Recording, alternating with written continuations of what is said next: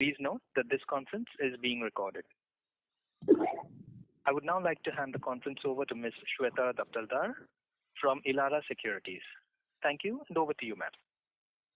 Thank you, Darwin. Hello and good evening, everyone. Welcome to the CreditAccess Grameen Q3FY23 earnings conference call.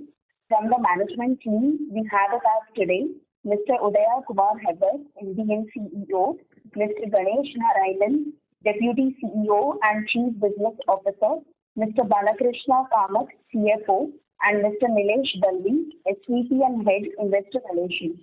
We will start the call with brief opening remarks and thereafter open for Q&A. At this juncture, on behalf of Elara Capital, I would like to thank the management team for giving us the opportunity to host the Q3FY23 earnings call. I will now hand over the call to Mr. Udaya sir for opening remarks. Over to you, sir. Thank you, Shweta. Good evening to everyone, and our sincere thanks for joining this conference call to discuss our third quarter and 9-month FY23 financial performance.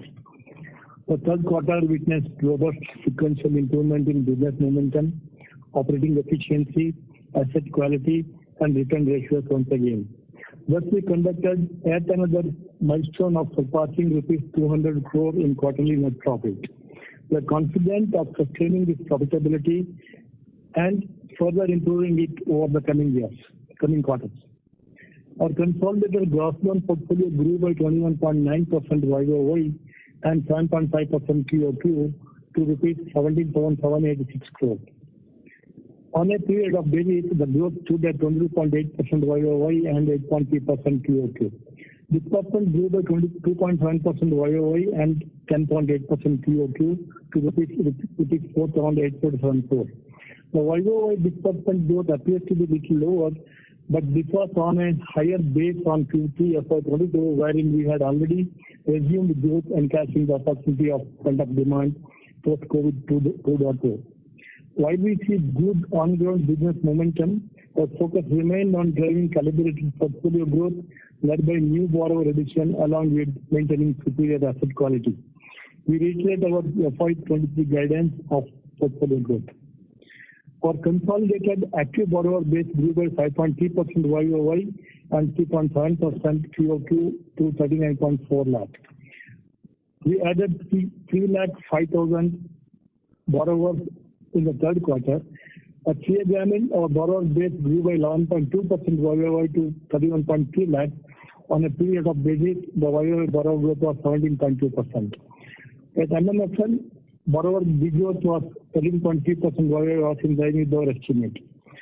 However, on a period of basis, we had 14% YOY growth in MMFL also. Overall, we added over 9.8 lakh new borrowers in the last 12 months, with around 47% coming from outside the top 3 states, further enhancing our geographical diversification. We added 43 new branches, mainly in the newer states, taking our total branch network to 1,727 across 344 districts. We shall open a few more branches in the fourth quarter, whereas higher focus will be more on leveraging on the headroom available over 500 branches opened in the last 3 years. Our collection efficiency and asset quality are amongst the best in class, supported by our robust operating process and controls. Consolidated collection efficiency during Q3 FY23 stood at 98% excluding arrears. GNPA at 60 DPD reduced from 2.17% in September to 1.71% in December 22. PAR 90 reduced from 1.72 in September 22 to 1.34% in December 22. While net NPA at 60 DPD reduced from 0.77% in September 22 to 0.59% in December 22. Overall, this year stood at 2.04 at end of Q3 FY23, higher than our GNPA, which is predominantly 68 DPD. This is the consolidation basis. Our NIMs have remained resilient on a rising interest rate scenario, giving us competitive edge in pricing to our customers. For the third quarter, our consolidated NIM stood at 11.9%. We had relatively higher liquidity during the quarter on account of foreign debt drawdowns and public NCD issuance, which accounted for rupees 1,685 crore or 49% of the total debt drawdown during Q3 FY23. Our adjusted NIM, excluding the impact of excess liquidity, was 12.1%. We draw comfort from the fact that our 9-month FY23 NIM of 11.5% is 60 bps higher compared to FY22 NIM as guided at the start of the financial year. Our margin cost of borrowing is little higher with one-off spike to 10.2% during Q3 FY23, primarily due to higher proportion of long-term debt, which is foreign, ECB, NCD, and public entity. In incremental drawdowns, which came at a higher cost. Our cost of borrowing from banks, NBFCs, FI was stable on QoQ basis. Despite the higher margin cost of borrowing in Q3, increase in share of foreign borrowings to 17% versus 9% in Q2, raising public NCDs, and 225 bps repo rate increase by RBI in the past 9 months, we have been able to maintain our weighted average cost of borrowing, which increased only by 70 bps in the last 9 months to 9.6%. So, which is very minimal increase. Our dedicated efforts to increase the proportion of long-term borrowings are coming to fruition as the average maturity of liabilities on consolidated basis has increased over 24 months compared to 22 months a quarter ago, which is significantly strengthened our ALM position. We expect the cost of borrowing to normalize with the predominant share of bank borrowings in incremental drawdowns in Q4 FY23. For 9 months, FY23 weighted average cost of borrowing is within expected range of 9.3 to 9.4% for FY23 as guided at the start of the financial year. For consolidated basis, NII grew by 37.7% YOY to rupees 567 crore, while cost to income ratio stood healthy at 36.3%, which is 300 bps lower YOY. PPOP grew by 38.7% YOY to rupees 279 crores, demonstrating a strong operational profitability trend. Credit costs stood at rupees 89 crores, which also includes the impact of the write-off of 131 crore as per the policy at 270 BPD. This was partially offset by 6.5 crore of bad debt recovery during the quarter.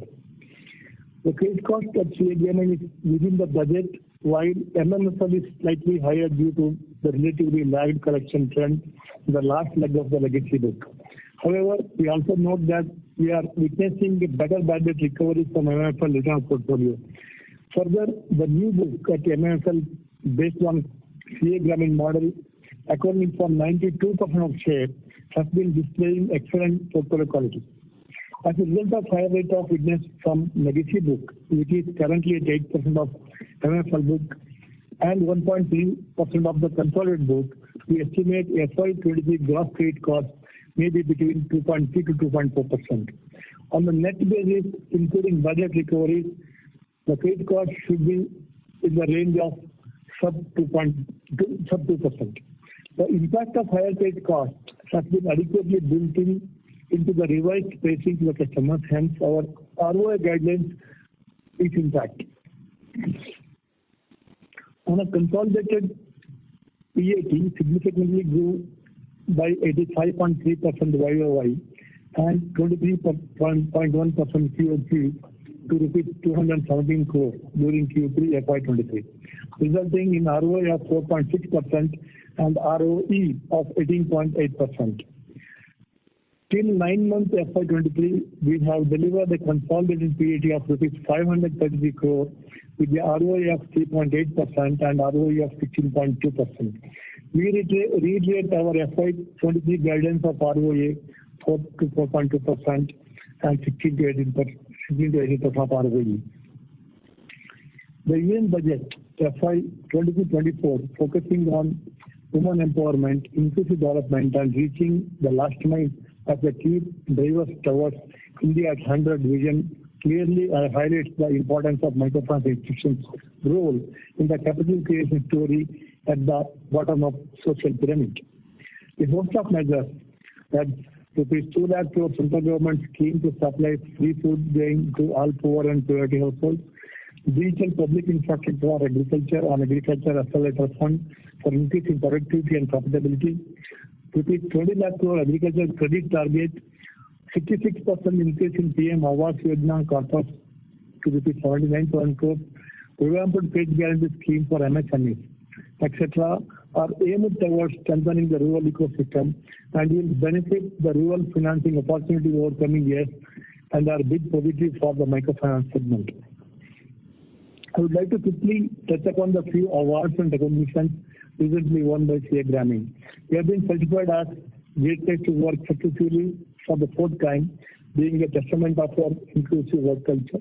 We won the Certificate of Merit at the 26th South Asian Federation of Accountants Award for our 2021 edition of Integrated Annual Report and Corporate Governance Disclosures.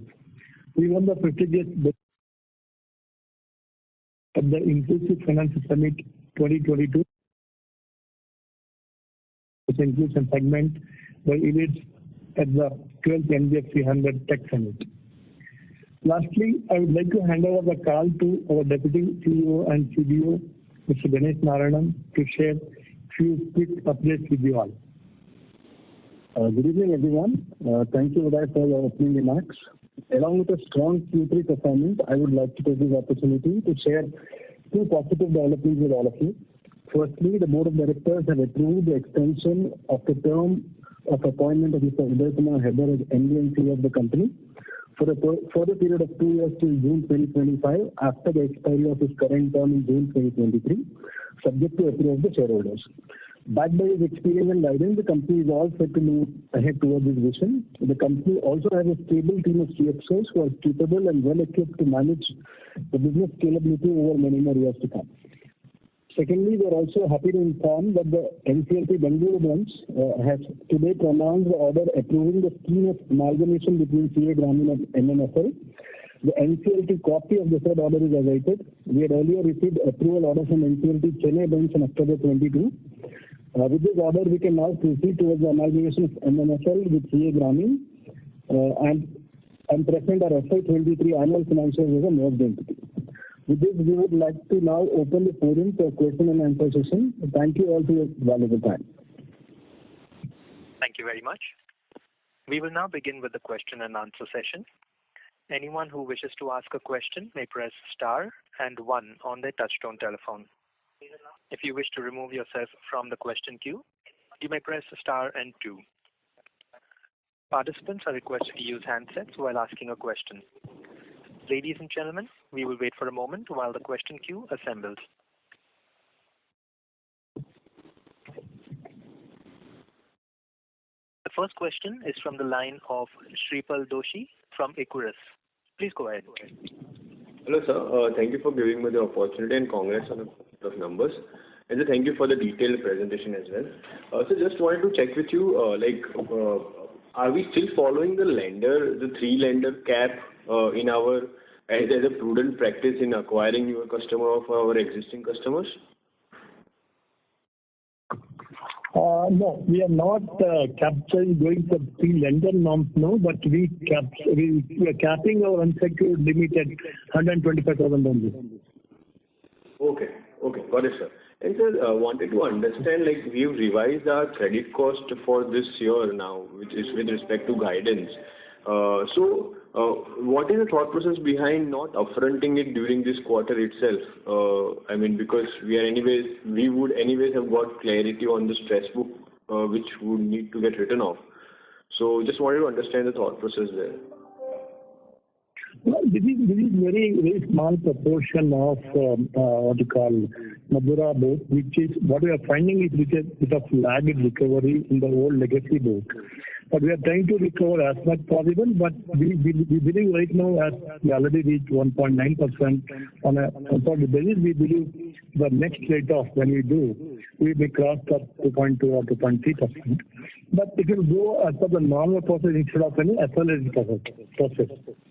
So I think anyway, if we complete in the same financial year, that's why we are not taking a accelerated as a position. And then also we told that despite that slight increase in cost, our ROE is still intact, where the pricing is all anyway it's covered that factor.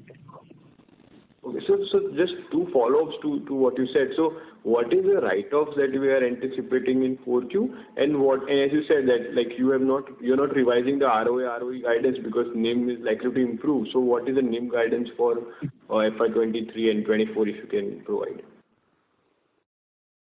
Guidance for FY 2024, we have to come back. We'll definitely declare in the last fourth quarter. As of now, we'll not be able to give the 2024 numbers. But we estimate that the credit cost will get into a stable position, which already we talked earlier that the normal stable credit cost would go up, which will be between 1.5 to 1.6%. We will be within that only. Okay. Got it, sir. So just wanted an overlap of our customers with players like Bhafin, Ujjivan and Spandana. That's the last question, sir. Thank you. There's not too many variation which we earlier told. So all the major players, our maximum overlap is only with Bhafin, which is about 14-15%. Other than that, all the others are less than 5% overlap. Got it, sir. Thank you so much, sir. Thank you. Thank you so much. Thank you. Ladies and gentlemen, to ask a question, you may press star and 1 on your touchtone phones at this time. The next question is from the line of Nidesh Jain from Investec. Please go ahead. Thanks for the opportunity, sir. So firstly, if you can talk about borrower leverage, including all the financial institutions, since now we are capturing that data for last 3 quarters, how are the trends in that on the borrower leverage front for your customer base, including all the other financial institutions? How are the trends that you are witnessing? So we have not observed too much variation at this point of time. Probably the change in regulation impact may take at least 2-3 more quarters, because majority of the players would have adopted only the Q3. Therefore, we would be literally to get the full detail. But we are not seeing too much variation, but we've seen little variation in the urban because of the family, somebody else also would have borrowed. So otherwise, at the summary level, right now we are not able to get a full picture as of now. Approval rates, then why I'm telling is, for approval rates are still at the same level, just variation of 2-3% compared to pre-COVID level. Sure. Actually, sir, is there any update on the promoter selling, which has been in the news in the past? Is there any update on that? So there is no other major update as we reiterated earlier. So maybe many would have this question. Probably I can give a detailed answer so that all would have a common understanding. You know? So our promoter holds adequate cash position, and we have a very good global investor access. This can be seen maybe the fact that it has already fully capitalized its life insurance subsidiary and can sustain its future capital requirements. Further, the leading Italian bank, Intesa Sanpaolo, has acquired about 2% in the promoter company recently, what they give a disclosure. Considering the merit to gradually improve the free float and liquidity in the CA Grameen stock, our promoter may consider one or few bilateral share sale transactions with selected high-quality long-term investors expressing interest in the proposal. But we would like to clarify that the promoter does not intend to offer any share in the market through an OFS or any other offer made by advisors. Any such transactions, if at all, may aggregate, combine together up to around 10% over the medium term at a price level, definitely reflecting the business fundamentals and growth prospects with a stable market conditions, which in our view is not the case at the current market level. This also will allow us to onboard more long-term investors who are not able to purchase meaningful quantity at this point of time because of the low floating stock. I would like to reiterate that the strategic view of our promoter remains to keep holding a clear majority stake in the company above 55 to 60% over long term, even after considering any minor dilution as discussed above, and potential future capital raise plan for CreditAccess Grameen also. So I think there may be many things in the mind, so I thought give a bit long answer to cover entire. So there won't be supply coming to a market, so there's no possibility of this. Sure. And then lastly, the customers that we have acquired in Karnataka, Tamil Nadu, which are supposed to be pretty well penetrated geography, if you can share what percentage of these customers, for example, in Karnataka we acquired some 1.8 lakh customers, in Tamil Nadu we acquired 1.8 lakh customers. What percent of these customers are new to credit, new to microfinance or new to credit? Yeah, we out of 9.05 lakh customers acquired in last 12 months, about 47% customers are acquired from the core geography of Karnataka, Maharashtra, and Tamil Nadu.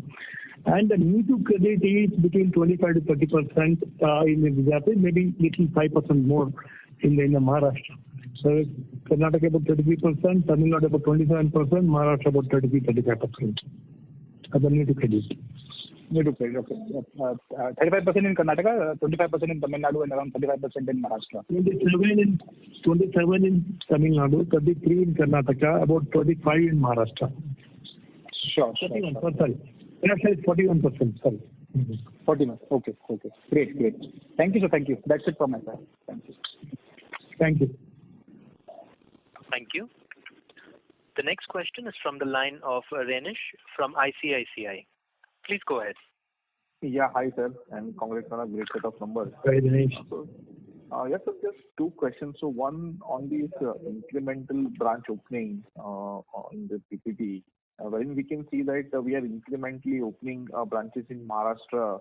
So what is the rationale? I mean, since we have acquired Madura, so that was the prime rationale of the Madura will give us access to Maharashtra geography. So why we are incrementally opening branches in Maharashtra? Maharashtra, we have not opened the branch for expansion, Dinesh. Maybe some places where the existing branch overgrown and we have to split and do one more branch. It's only for a local growth, not on expansion basis. So when the branch is overgrown beyond 7,000-8,000 customers in a single location, we normally create one more branch so that we can transfer and service better. Only on that basis we open branch in Maharashtra. Got it. And so secondly, again in Bihar, we have opened close to 19 branches in Q3, and we opened another 10 in Q1. So what is our experience in this geography? I mean, let's say collection efficiency. Our experience is very good in all the northern states. Very, liquid, what you call portfolio quality, process quality, new customer, new to credit customer. All these are very, very good. In fact, in Bihar and all, we are getting 40 to 50% new to credit because we operate in the very tier 3, tier 4 kind of citizen villages. Mm-hmm. Therefore, we are able to acquire new to credit and new customers and able to build a very good repayment culture also. Okay. And so just last question on the growth side. I heard you in opening remarks, you are not giving guidance for 24. But just from a qualitative perspective, given our AUM size now, I mean, at what rate you guys will be comfortable, growing the MFI book? And along with that, if you can just highlight what we are doing on the new product side. And is this fair to assume that maybe a couple of years down the line, the new product segment might outpace the MFI growth? Yeah. Overall growth, while we are not giving all the line by line guidance, The growth, we always maintain that we should be able to grow at a CAGR of 20 to 25% over next 4-5 years. I think, which is definitely possible. Mix would be, it's including the microfinance and non-microfinance. So non-microfinance book, now that we are doing a lot of pilots, which are really giving a very good sign of future prospects, we should see a good traction in FY23-24. But including the all products, definitely our aim to grow is between 20-25%, which is definitely possible. And then actually, as a CAGR perspective, 3-4 years, we are actually expecting such kind of growth. And would you like to give any numbers or let's say any comments around what all new products we are piloting and at what scale? Anything? Definitely. We are working on the key 5 products. One is individual loan for the matured customers, which is already piloted. We are working in about 192 branches. We are already dispersing almost near a crore every day. There is one. And we are also piloted the two-wheeler loans, the jet pilot. Only few branches we started, and then that also again promising. And we are already running the loan against property book. Almost 5 crores per month we are discussing right now, but which is increasing trend, which is again quite promising. And then we are also piloting gold loan in about 5 branches. We will have to see little more pilot there because there is a difference in the type of growth between district headquarter branch to taluka headquarter branch. We form some variants, but we will test more. And we are working on a affordable housing which yet to be initiated. These are the 5 parts we are working. As I said earlier, the more in the pilot and the real traction we will see in the 2024. Got it, sir. This is very, very helpful, sir. Thank you and best of luck, sir. Thank you. Thank you. We have the next question from the line of Puneet Balani from Nomura. Please go ahead. Hi, sir. Firstly, on the cost of borrowing bit, like you've said that this quarter, in the PPT have mentioned that because of the higher proportion of long-term debt, the borrowings came at a higher cost. So for Q4, because you have taken on excess liquidity, just for a quarter 4 perspective, the cost of funds will be relatively lower, right? If I'm not wrong, that way. Just thinking that way. Cost of borrowing, which is marginal cost. That means borrowed for Q3 was little higher, right. Whereas our cost of borrowing is stable at 99.5%. So in that quarter, the weightage, the marginal cost was little higher because of the long-term funds and NCD is what we raised. So therefore, the impact on the total borrowing is quite marginal. And also, Q4, we are planning to borrow majority from the banks, local banks, and the domestic borrowing. So therefore, our marginal cost and average borrowing cost will remain in the same level for the Q4. And the marginal cost would come down because we would borrow more from the domestic banks for Q4. So that's a blip of only for Q3 borrowing. It's not the overall borrowing. Okay. Okay, got it. And the second bit on the, from the loan proportion from other than the top 3 states, or I might say the top 4 states, it forms around 17% of your AUM, is what you have mentioned. Any color on the slippage trends there, or like how are they over the current portfolio that, the top 3 states portfolio, are they in line, like any color on that?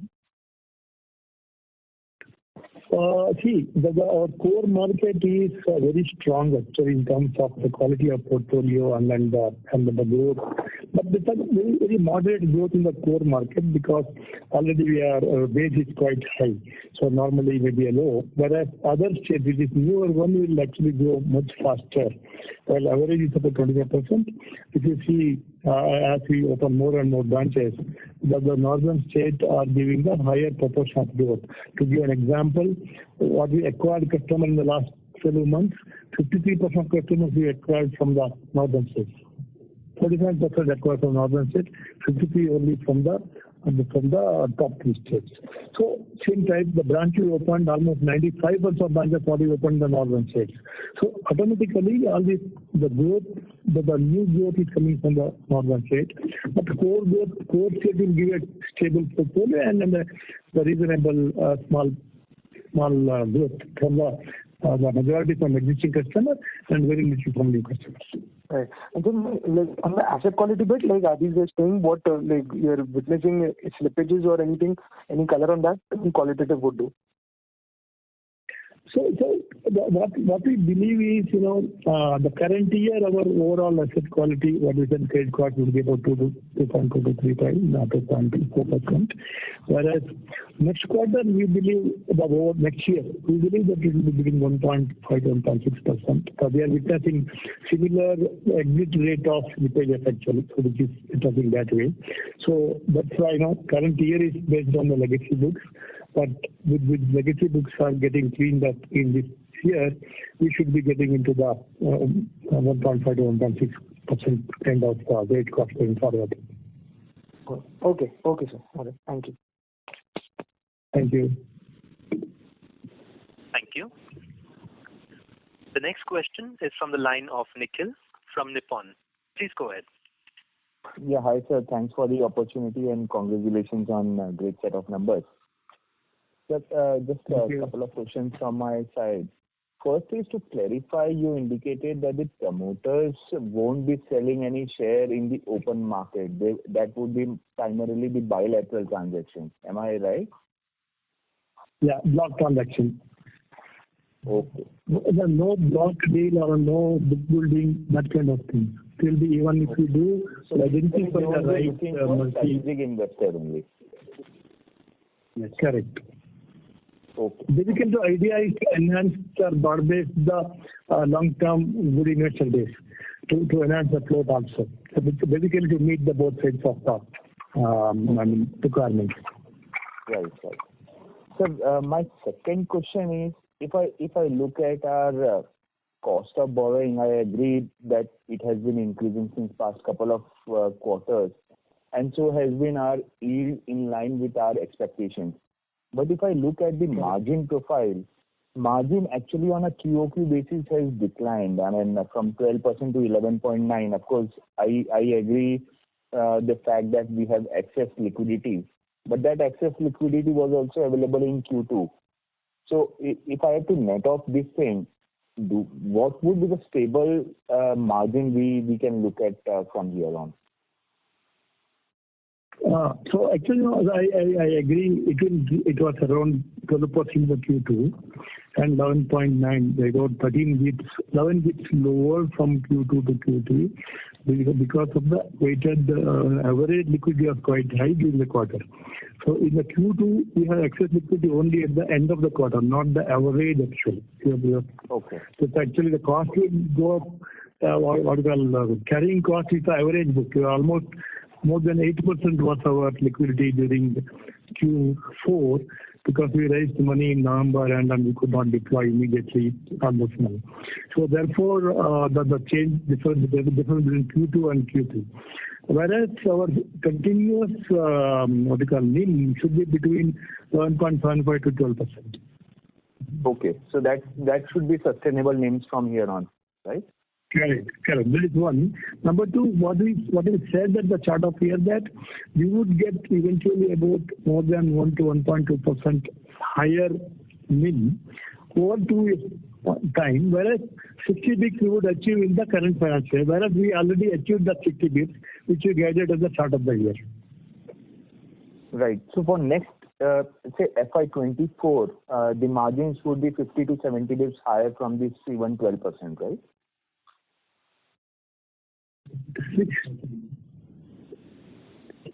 So it's taking 12 to 12.25 because there are two other factors in play, Nikhil. Also the leverage will play a bit because today our equity is about 24%, it will become 22%. To that extent, your NIM will change, right? The slight 12.5 is the expected NIM. Okay. Perfect. So we need to adjust the leveraging also. Yeah, I got that.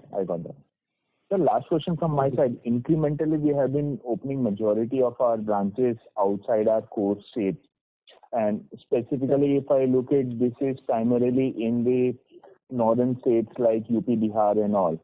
So going forward, say 3 years down the line, what could be the share of these other states, or how do we see the share of Karnataka, Maharashtra, Tamil Nadu and others in our entire scheme of things? Yeah.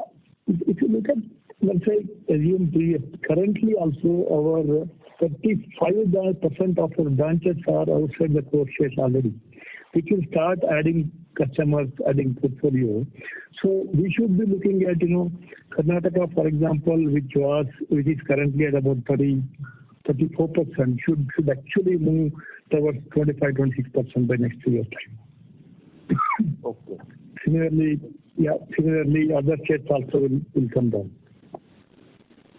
Okay, perfect. So Karnataka, Maharashtra, Tamil Nadu, all three will start trending down, and the other states will trending. Total should be less than 60% by next year's time. So the stable environment. Okay, so for these three states, it should be less than 60% in next year itself.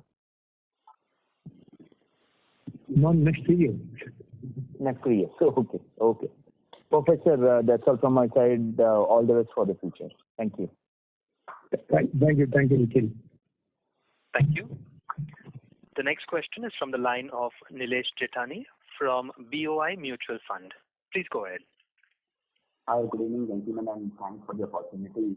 And congrats on a Sorry to interrupt. The line for you is very low, sir, on volume. If you could please speak closer to the mic. Am I audible now? Yes, this is much better, sir. Yes. Yeah. Thanks for the opportunity and congrats for the great set of numbers. My first question was, when I see your presentation, I see the loan officer growth in the range of 11 to 12%. But when I see the borrower count, it is in the range of 5 to 6%. So can you help me understand the disparity? The loan officers are being hired at a higher number, but that is not being reflected in the borrower count.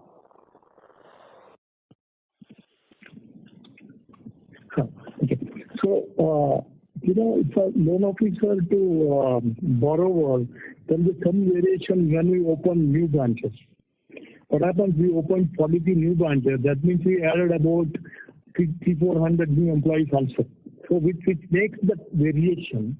And one. Number two, we need to, the loan officer was built for the normal business. In the two end, you wrote off large number of customers also. These two are impacted a small variation in the overall, borrower per loan officer. So otherwise, it's always stable. Got it. So going forward on a sustainable basis, when you guide for a 20 to 25% kind of AUM growth, what could be attributed as a volume and what could be attributed as a value of the AUM per borrower growth?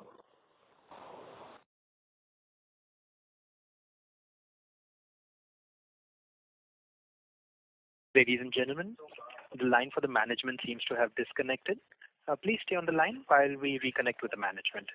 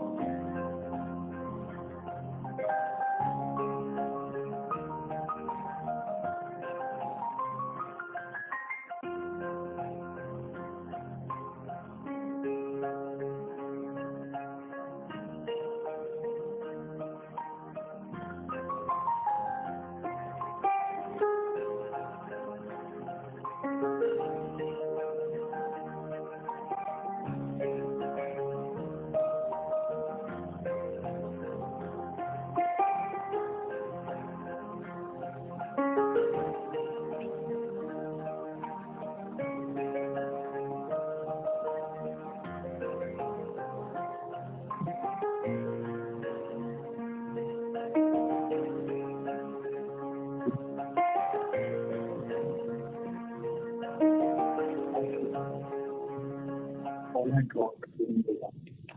Ladies and gentlemen, we have the line for the management reconnected. Sir, should I repeat my question? I think, Nilesh, please. I think I remember what you were talking is about the loan officer versus the number of borrowers.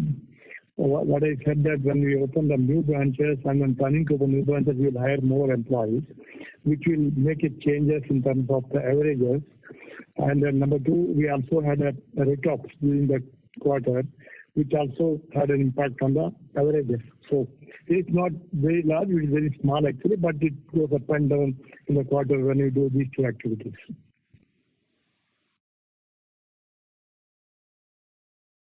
Hope I answered your question. Hello. Yes. Hello. Okay. So going forward on a sustainable basis, say if you are guiding for a 20 to 25% kind of a growth, so what portion could be attributed to borrower count growth and what portion could be attributed to AUM per borrower count growth? So it will be a mix of three factors actually. One is borrower growth, other is GLP per borrower. That is because of the growth coming from the existing customers. What we normally observe in our business or on the sustainable basis is 60 to 65% of growth comes from existing borrowers. About 20-25% growth comes from existing borrowers. New borrowers in the existing branches. And the balance 10 to 15% growth comes from the new customer and then from the new branches. While so the overall basis, we observe that we are planning that about 10 to 15%. About 10 to 15% will be the borrower growth, and then the 20-25% will be the customer growth. Portfolio growth. This is what the combination we are looking at. Got it. So that was really helpful. And one last question on the NIM. I believe last time we were talking about making about 10 to 15% of the portfolio mix via asset-backed loan. So I wanted to understand where are we in that process today, and if that share has to increase to 15%, how sustainable do you think NIMs are at current level? Currently, we are at a very, very small portion because the current investment in Madura is treated as non-microfinance book, and we are not grown that book earlier. We are changing the model. We are more on a pilot right now. Probably about 100 crores is our portfolio right now, and then the more traction will be in the next year.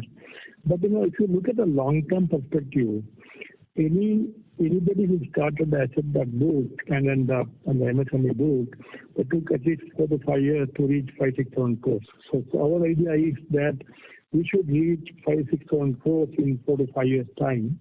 So therefore, by that time, probably 10 to 12% of the overall portfolio. So we are not in a hurry. We want to make the model right before scaling up, and it's a new business for us. We also are planning very steadily and stable. First pilot, on a successful pilot, we'll get into scalable mode, which we would see in FY 2024. Got it, sir. Got it. That was really helpful, and thank you so much for replying to my questions. Thank you. Thank you very much. Thank you. Participants who wish to ask questions may please press star and 1 at this time. The next question is from the line of Nidesh Jain from Investec. Please go ahead. Thanks for the opportunity, sir, again. Sir, on the disbursement, why the growth in this quarter was muted? If I look at growth on last year base, last year also YOY growth in Q3 is not that high, 3-4% YOY in last year, and on that base also the growth is just 3% YOY this quarter. So what is the reason for disbursement growth being slow in this quarter? So this I think I explained during my initial remarks. So it looks little because our base was high, and last year we started our business quite ahead of the industry, and we actually used the entire pent-up demand in the Q3. Therefore, the risk was quite high in the last year Q3. So therefore, it looks like it's little low comparatively. That's all. So I think the next quarter we will have a higher opportunity and we will do more. And currently it is dedicated the comparative to Q3, which was the early getting into the using the pent-up demand mode after COVID impact. If you remember, in the August itself, we started expanding branches, acquiring customers, and the Q3 we really scaled up our business last year. So we are comparing with the very high disbursement to the not disbursement. And what is the run rate that we achieved in the month of January, disbursement run rate? We were about 18 to 1900 crores. Okay. Thank you, sir. Thank you. That's it from my side. Console business. Yeah. Thank you. Thank you. We have the next question from the line of Prolin Nandu from Goldfish Capital. Please go ahead. Yeah, Udayji, thanks a lot for giving me the opportunity. First question from my side would be, when this NBFC MFI regulation had come, we had certain expectation as to how this will change the scenario in terms of how it will increase the size of the opportunity for a player like us. Now, since then, few quarters have passed, and to one of the earlier participants' question that we are still not getting enough data in terms of the overall borrowing of the household. So, and obviously, it also depends on how each and every MFI or MFI player is, interpreting and executing this revised regulation. So, as we stand today, do you still feel that this is net a positive, and the quantum of benefit that a player like us will get is same as what we had thought of when this regulation had first come? Yeah, definitely yes. Actually, well said. So why delay in getting the data is regulator allowed 6 months more for compliance by everybody. If you see, October 1 was the effective date. That means the first quarter of the new regulation for everybody. Therefore, we believe that difficult to get the data fully to understand. Probably after a quarter, we'll be able to get little more data on a family level, at a borrowing level, all those things. So if you ask me our own borrower data, we have to go. Even if you take as on December, you will not get a full meaningful data for the entire set of customers. Therefore, probably it's better to wait one more quarter to get a meaningful data. That's why I said difficult to get data fully right now, because implementation only started in Q3 by many of the players. But from a overall basis, this will definitely help a lot in terms of the segment in microfinance, in terms of growth, in terms of the expanded microfinance customer base itself, and then some of the easing out of the regulation, leverage in terms of level playing field in terms of pricing for everybody, and then the market-driven approach will start going forward in kind of microfinance. And then last one is more of a legitimacy, or you can say a matured business model. It is clear acceptance of matured business model from a regulator point of view to showcase saying that this is a common business for everybody. So all these things are definitely positive. Top of that, there's a good support from government when it starts to the guarantee schemes and the TLTRO funds earlier. So I think overall there's a huge focus towards this. Bharat, actually. So therefore, we believe this is a good opportunity for us to grow. And on the other side, if you look at the overall potential market, if you take any side of calculation, there is about almost 170 million of customers are supposed to be within this threshold for microfinance lending. Even if you count 6-7 crores or 60-70 million or excess, you still have about 90 to 100 billion borrowers who yet to get a formal finance. So, and majority of them in rural. So with all things in place, with the legitimate and the improved business environment, we believe that this will be a good opportunity for the sector to grow. And we strongly believe we have very long highway to go here. Sure, sir. And the second question would be that we have, we continue to invest in our tech platform, right, both on the front end and at the back end. So where are we now when we probably compare it with our peers across different entities, right? I mean, it could be banks or it could be other NBFCs or it could be small finance banks as well.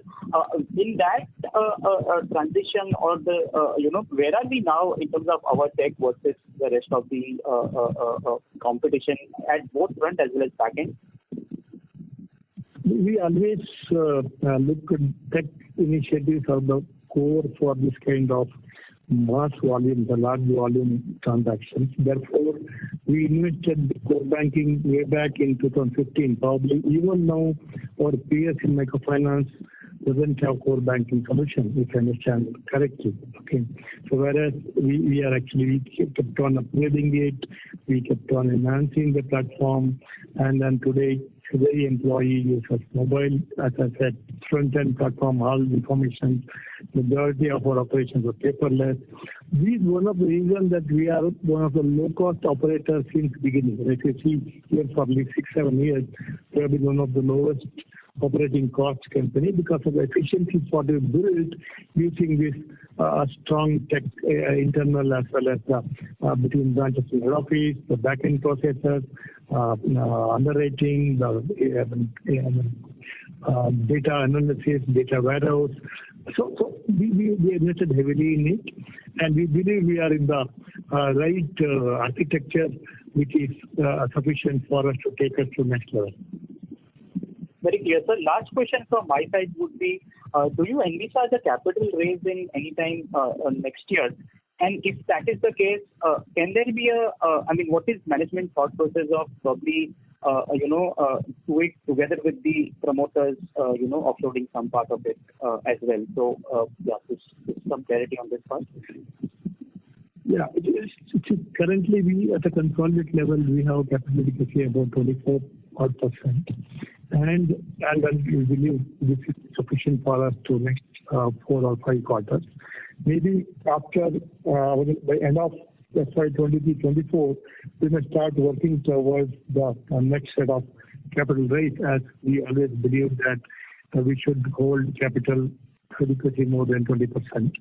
So at that time we will look at, it's more of a QIP kind of thing, but we have to decide when and what amount and how we'll do it.